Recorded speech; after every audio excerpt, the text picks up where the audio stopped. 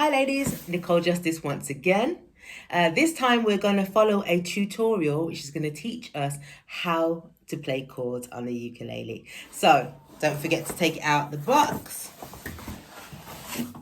Exciting times, ladies. Take it out of your little cover. And if you haven't watched the first video, please go and watch that now on how to tune your ukulele. Sometimes when you take it out, it's out of key. Yeah, mine's definitely out of key. So I'm going to go away now, tune mine. Please do the same. Connect to the first video, tune your ukulele, and then come back and we're going to do this tutorial. So I'll see you shortly.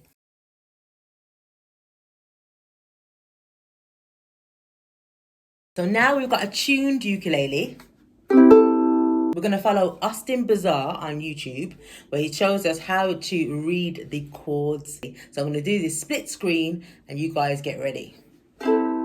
Let's go.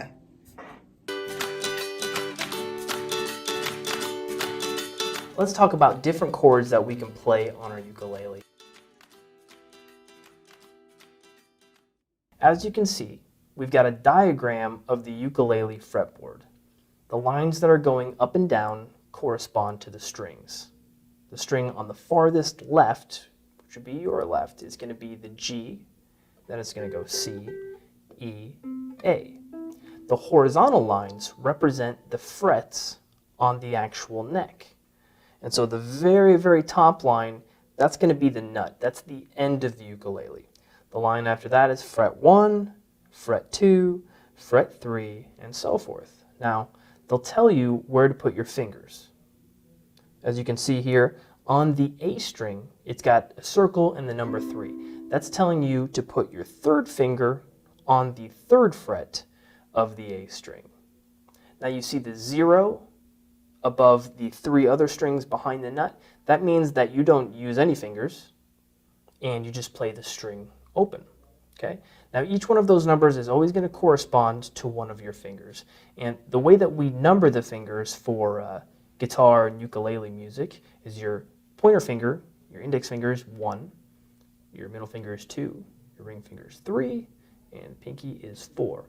The thumb, sometimes you'll see the thumb on there that's notated as T for thumb. So let's take a look at another chord diagram.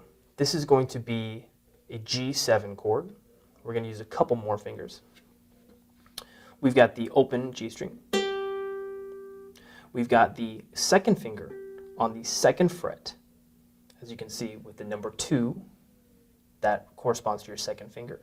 And it's on the 2nd line, and that's how we know where to put the finger. Now the next one, we've got the number 1, which corresponds with our index finger, and it's on the 1st fret of the E string. So I'll go ahead and put that down. And the last one, we've got number 3 on the 2nd fret of the A string. So you put that down, you're going to have your G7 chord. Let's take a look at A minor and F. The A minor chord starts with your 2nd finger on the G string, and all the other strings remain open. Nice and easy. Now, you can keep your hand and your finger in that same exact position when you're getting ready for the F chord. It's a little pro tip right there. And then you're just going to take your 1st finger, put it down on the 1st fret of the E string. And now you've got your F chord. Now, as we remember from the previous lesson, the C chord, we're going to have open, open, open, and then the 3rd fret with the 3rd finger on the A string. And to round out the 4 chords that you know, we've got the G7, which goes open, 2nd finger on the 2nd fret of the C, 1st finger on the 1st fret of the E, and the last one, we've got number 3 on the 2nd fret of the A string. Now, what I would encourage you to do, your fingers are probably not as quick as your mind is right now getting those chords going, okay? So I would just take each one and strum each 4 or 5 times. Give yourself some time to switch.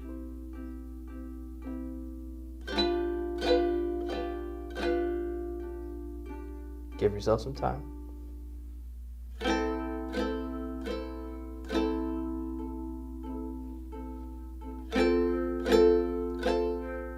and you really just want to get used to hearing what they sound like. Now spend a bit of time going through those chords. Feel free to rewind the video if you need to, and just get a bit familiar with those chords before we move on to part 2, which is changing chords. See you soon.